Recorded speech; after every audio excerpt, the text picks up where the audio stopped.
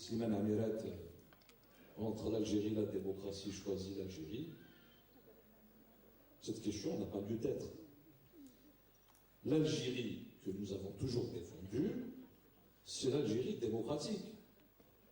C'est d'abord l'Algérie démocratique. Il n'y a pas d'opposition, il n'y a pas l'Algérie d'un côté et la démocratie de l'autre côté. Il n'y a pas les intérêts nationaux d'un côté et les intérêts de l'individu de l'autre côté. Il n'y a pas les droits nationaux d'un côté et les droits individuels de l'autre.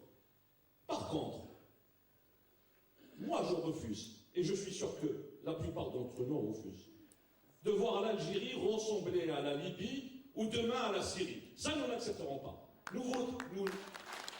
Qui d'entre vous accepterait la situation qui prévaut en Libye? Qui d'entre vous accepterait demain que l'on fasse appel à l'intervention étrangère dans notre pays? Personne. Et donc c'est pour ça que la question de la cohésion nationale, de la préservation de notre pays est une question fondamentale, ce n'est pas une question secondaire. Et le débat que nous avons eu depuis un mois et un peu aujourd'hui, doit tenir compte de cet élément. Le camarade qui est intervenu, notre ami du CNAPES, qui disait, par rapport à la Tunisie, la question, il ne faut pas passer du licite. J'ai compris que c'était par rapport à la réponse qu'avait donnée un certain intellectuel à M. Marzouki. M. Marzouki a répondu en disant que la chose suivante, ce qui a gagné en Tunisie, c'est la démocratie et non pas l'islamisme. C'est quand même important de dire ça. La réponse a été donnée par M. Marzouki. Il est évident que ce n'est pas facile. J'ai parlé tout à l'heure des révolutions arabes, etc. Elles produisent la sécularisation, mais il faut être vigilant. Qu'est-ce qui est le meilleur rempart contre les populismes et contre les extrémismes? C'est celui d'élargir le plus possible les espaces de débat et de discussion. C'est ça le meilleur rempart. Et Kamel, dans un des messages, l'un des messages des derniers, avait parlé de la nécessité d'organiser des débats entre Algériens. Voilà la tâche principale d'un parti politique. Notre tâche principale aujourd'hui, c'est d'organiser des débats avec les Algériens. C'est de repolitiser une société qui a été dépolitisée par un système post-totalitaire qui a dégénéré et qui fait tout pour éloigner les Algériens, notamment les jeunes Algériens, de la politique. La question de la citoyenneté, effectivement, est au cœur du processus de réhabilitation du politique. Occupons, créons un espace public, débattons, élargissons ce débat. C'est comme cela que nous arriverons à faire émerger une citoyenneté, une culture citoyenne, une culture démocratique dans notre pays. Commençons aussi à être citoyens dans notre propre parti. Peut-être pas simplement dans notre propre parti. Commençons à être citoyens dans notre propre famille. C'est comme ça, il faut réhabiliter l'esprit civique. Malheureusement, l'esprit civique s'est délité dans notre pays, que le système a tout fait pour déliter. Qui d'entre vous ici ne s'indigne pas par rapport à un certain nombre de comportements qu'on regarde à l'extérieur? Comment quelqu'un va venir me tenir un discours politique, idéologique, etc., sur le changement, sur la nécessité de faire la révolution, je ne sais pas quoi, quel front, etc., alors qu'il se permet de jeter la poubelle de sa fenêtre? Je n'écoute pas. Commençons par être des gens civilisés. La politique, c'est ça. Faire de la politique, c'est la faire à tête froide. C'est pas, la politique, ce n'est pas céder aux émotions, aux passions, etc. Oui, nous connaissons tous la situation actuelle. Nous savons très bien de quoi il en retourne. Nous savons très bien qu'il n'y a aucune garantie, que le pouvoir ne donnera aucune garantie par rapport à ces élections. Il est très clair, c'est acquis. On va attendre du pouvoir qui nous donne des éléments et qui nous disent, allez-y, je vais vous organiser des élections propres et libres. Non, nous savons qu'ils ne seront pas. Mais ce n'est pas cela qui va déterminer s'il faut participer ou pas. Non.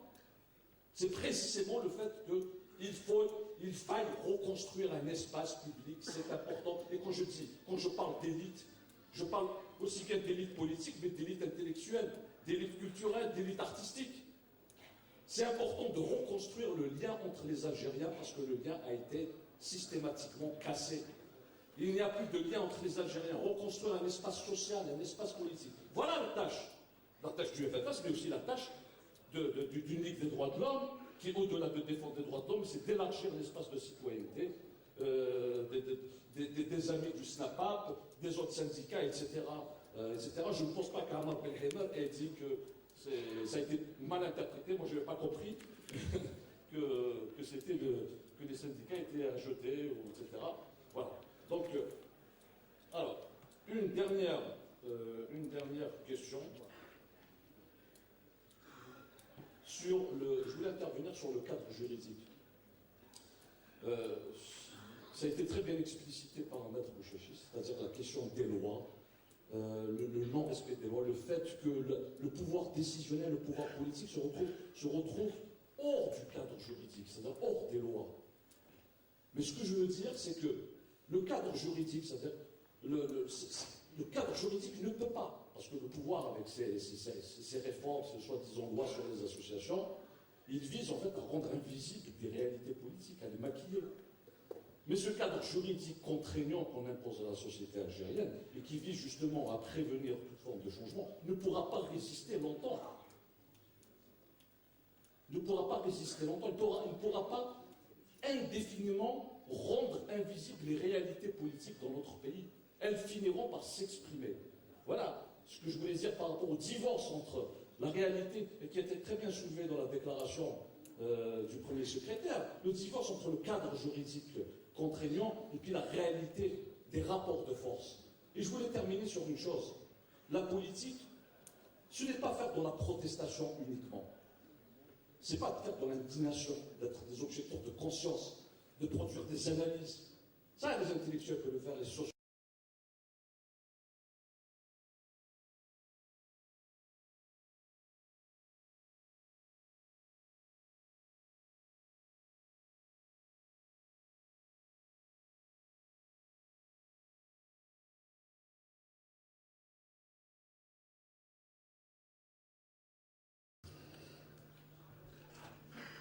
بالسؤال تاع السي بودرسا،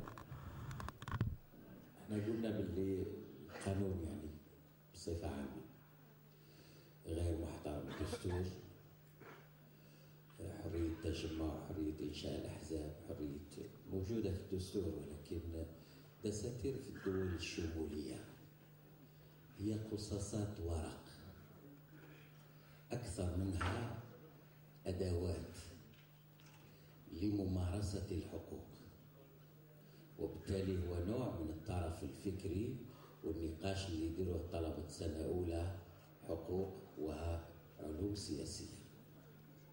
لكن في الواقع الدستور شيء، وش نقول لك يعني أبسط مثال، جواز السفر تاع الجزائر تحتاج إلى أن لي سيرفيس سيكوريتي يديروا لافي فافورابل. هذا قانون. دستور يقول لك تخرج وتدخل، روح انت للشاف الدائره يعطيك جواز سفر.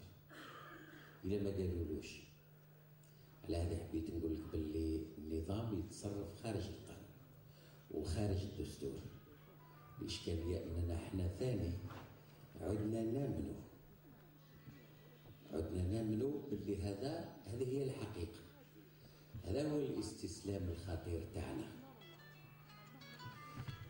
هذه قولي باللي السي سايح خارج القانون وخارج الدستور وما يقدرش يشرف على الانتخابات. نقول لك حتى ولو كان يشرف على الانتخابات، نحكي لكم حكايه. في الانتخابات تاع 95 ولا 96، الانتخابات الرئاسيه 95، الشيخ محلاح الله يرحمه ترشح. تعرفوا الشروط باش ترشح للرئاسيات؟ لازم تكون إلى زايد قبل 42 تكون دير الثورة. الشيخ محلاح قبلوا له باش يدير ثورة، جاب زوج مجاهدين تاع الولاية، هذه الولاية الرابعة، وقدم وترشح لأنه يحتاجوه، والمجلس الدستوري قال هذه يلا. في 99 جاي يترشح، جاب نفس الملف، المجلس الدستوري قال له ما عندكش الحق. جاوني الاخوه تاع الحزب هذا قالوا دير لنا قضيه ضد قرار تاع المجلس الدستوري، ماشي الخطير. لأن المجلس الدستوري اللي معين من طرف النظام القرارات تاعو، سواء القرارات بعد الانتخابات او قبل الانتخابات، ما تقدرش تطعن فيها. يعني شوف الاشكاليه الخطيره. وبالتالي هذه المؤسسات المجلس الدستوري يقول باللي نقاش هكذا برك، لكن في الواقع هو شيء مختلف. كاين اخ قال لي الجزائر ومصلحه لا كريديبيليتي دو بارتي الالجيري. انا نقول لك كاين حاجه انا نحسها ونتمنى باللي كثير الناس يشاركوني. الاحزاب في الدول الديمقراطيه، دول سياده القانون، لها مصلحه هي الوصول الى السلطه وتطبيق برنامج سياسي اقتصادي. الأحزاب في الدول الشمولية، في الدول المراحل الانتقالية، لها مسؤولية أكبر من ذلك، أكبر بكثير. على هذه عندما نقول باللي مصلحة الجزائر لازم تكون هي الأولى. مصلحة الجزائر، ونكمل في السؤال اللي قال لي الجزائر وش هي الجزائر؟ كاين الجزائر الأرض، وكاين الجزائر الأرض والشعب. كثير من الإخوة اللي شادين البلاد اعتبروا باللي الجزائر هي الأرض وهي غنيمة ثورة. الجزائر أكبر من ذلك. الجزائر أرض وشعب. على هذه لما نقول مصلحتنا جميعا كأحزاب كمثقفين هو أننا ننتقل إلى دولة ديمقراطية. عندما نقول دولة ديمقراطية هي سيادة القانون، هي الفصل بين السلطات. بعد ذلك يتغير مشروع الحزب ويصبح هو الوصول إلى السلطة، هو تطبيق برنامج. ولكن يجب أن نتفق كأحزاب في نظام شمولي بأن مهمتنا جميعا هي الديمقراطية وهي دولة سيادة القانون.